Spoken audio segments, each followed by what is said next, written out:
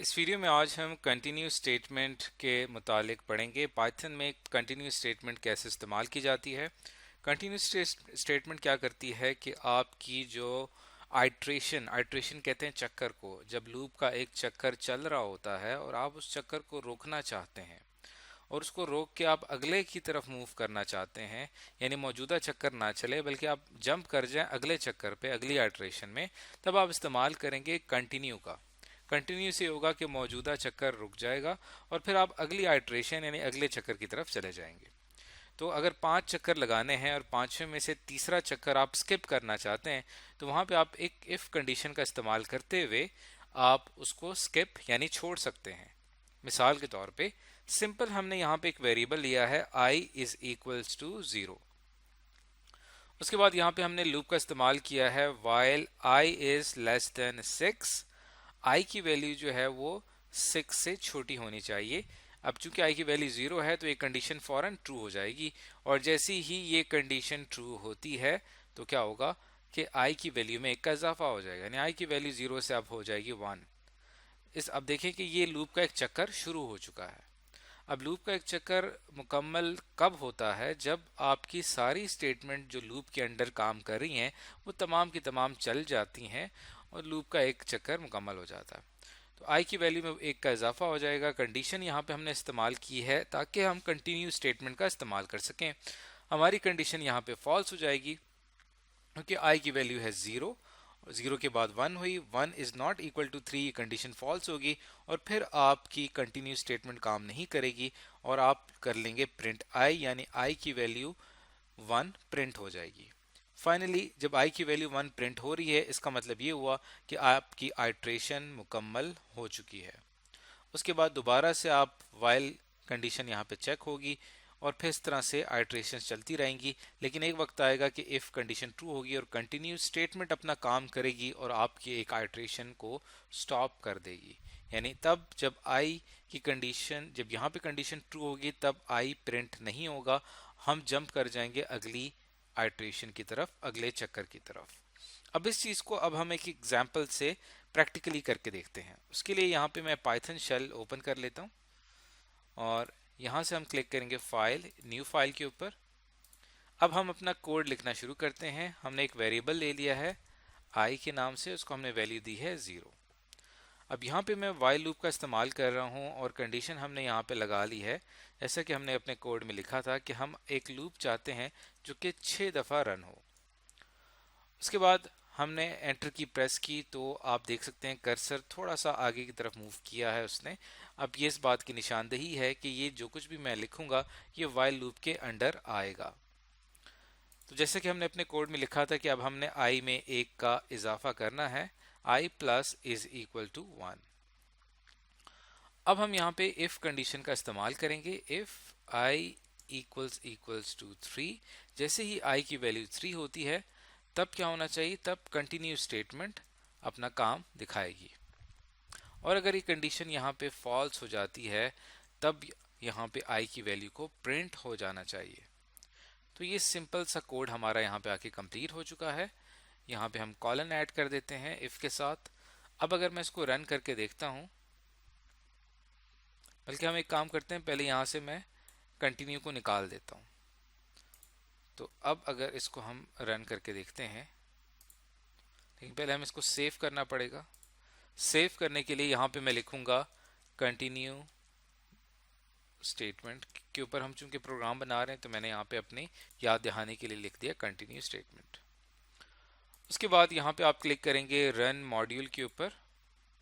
तो देखें लूप हमारी कामयाबी से चल गई। आउटपुट में हमारा यहाँ पे आया 6 दफ़ा हमारी लूप चली है और ये रिजल्ट हमारे सामने आया है।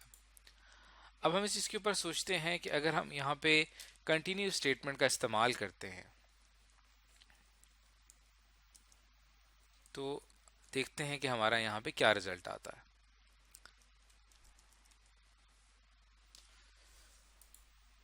तो अब अगर मैं इसको रन करता हूँ तो अब आप देख सकते हैं कि आपका जो आउटपुट आया है उसमें और जिससे पहले आउटपुट आया था उसमें क्या फ़र्क है। अभी जो आउटपुट आया है वो है 1 2 2 के बाद 3 आना चाहिए। देखें 3 की जो आइट्रेशन थी उसको स्किप कर दिया गया।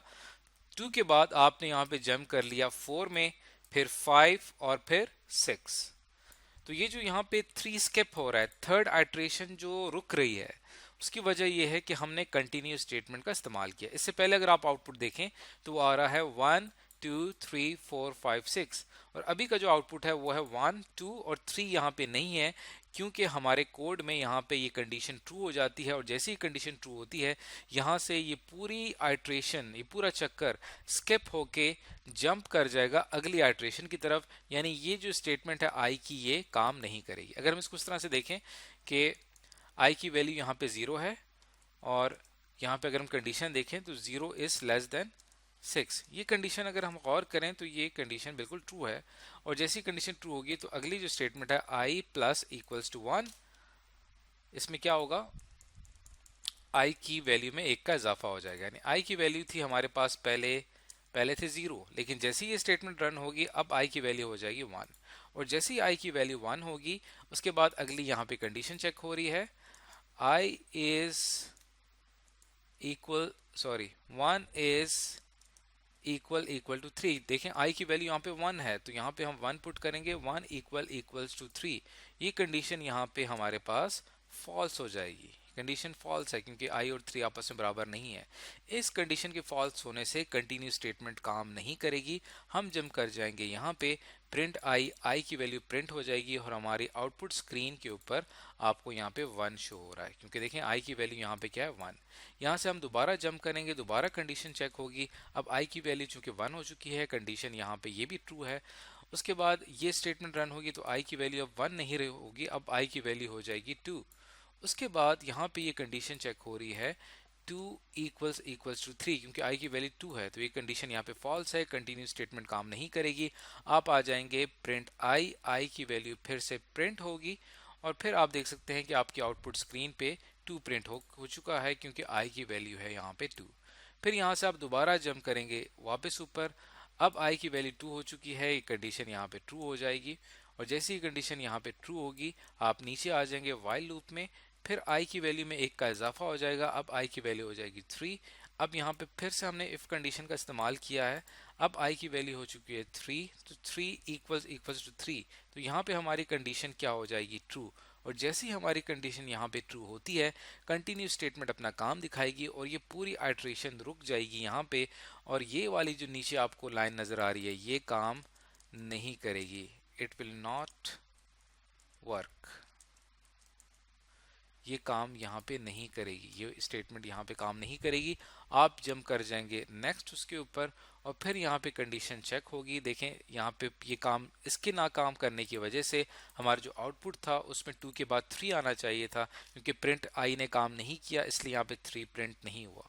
और उसके बाद फिर लूप दोबारा चलती रहेगी, और फिर आपकी जो स्टेटमेंट है यहाँ पे 4 आइट्रेशन में भी ठीक चलेगी, 5 में भी ठीक चलेगी, और 6 आइट्रेशन तक भी आपकी स्टेटमेंट ठीक चलेगी, और फिर आखिर में आके आपकी लूप ब्रेक कर जाएगी, क्योंकि आपकी ऊपर वाली जो कंडीशन है ये फॉल्स हो जाएगी।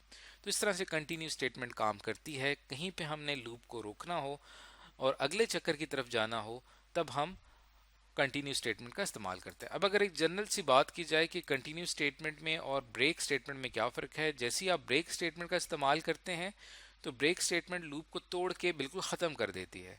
जब हम कंटिन्यू स्टेटमेंट का इस्तेमाल करते हैं तो हमारी लूप ख़त्म नहीं होती बल्कि अगले चक्कर की तरफ चली जाती है। तो ये फ़र्क है दोनों में। तो आज की इस वीडियो के अंदर हमने बहुत ही तफसील के साथ सीखा है कि पाइथन में कंटिन्यू स्टेटमेंट का इस्तेमाल किस तरह से किया जाता है।